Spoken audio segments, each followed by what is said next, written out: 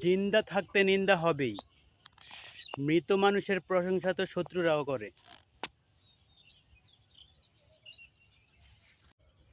শক্তির জোরে যদি রিজিক পাওয়া যেত, তাহলে বাঘ কখনো না খেয়ে থাকতো না, আর চড়ুই কখনো রিজিক পেত না। রিজিকের ফয়সালা হয় আসমানে, জমিনে না। সত্য বলার কারণে যদি আপনার চারপাশটা খালি হয়ে যায়, তাহলে আপনি বুঝে নেবেন আপনি কিছু আবর্জনাকে আগলে রেখেছিলেন। সুন্দর একটা মানুষ না খুঁজে সুন্দর একটা মন খুঁজো, তাহলেই ভালোবাসার সফলতা পাবে। বাবা নামক মানুষটার প্রতি আমার এক আকাশ পরিমাণ ভালোবাসা। লাভ ইউ বাবা। একজন পুরুষের সবচেয়ে দামি পারফিউম হচ্ছে টাকা। আপনার টাকা আছে, আপনার বন্ধু বান্ধবের অভাব নেই। আপনার টাকা আছে, আপনার আত্মীয় স্বজনের অভাব নেই। আপনার টাকা নেই, আপনাকে কেউ ভালোবাসবে না।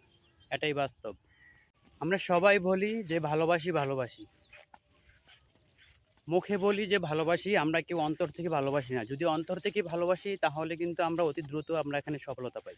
তো চলুন আমরা সবাই মন থেকে ভালোবাসি, সবার সাথে সম্পর্ক গড়ে তুলি।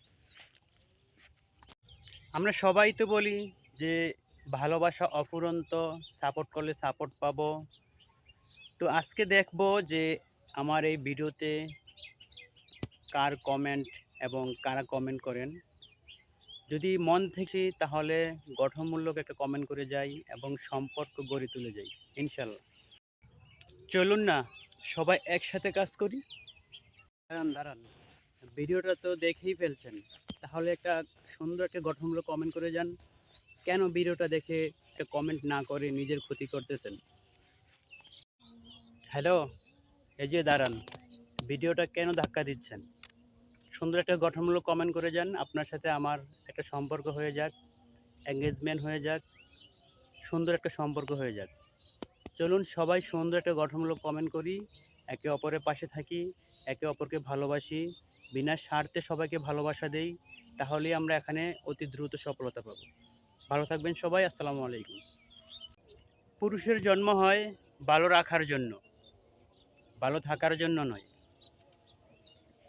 এটাই বাস্তব। আয়না যদি মানুষের চেহারা না দেখিয়ে মানুষের মনটা দেখাতো, তাহলে মানুষ চেহারা সুন্দর না করে তার মনটা সুন্দর করার জন্য ব্যস্ত থাকতো।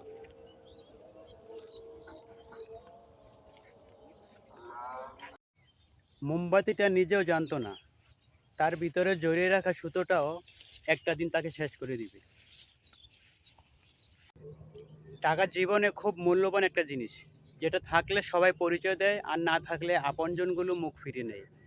এটাই বাস্তব। আমরা যদি সবার ভালোবাসা পেতে চাই, তাহলে সবার আগে আমাদের হিংসা থেকে দূরে থাকতে হবে এবং বিনা স্বার্থে সবাইকে ভালোবাসা দিতে হবে। তাহলে আমরা এখানে সফলতা পাবো এবং সবার ভালোবাসা পাবো। এখান থেকে সবার মন জয় করতে পারবো ইনশাল্লাহ। সবাই একসাথে কাজ করব, অবশ্যই আমরা এখানে সফলতা পাবো।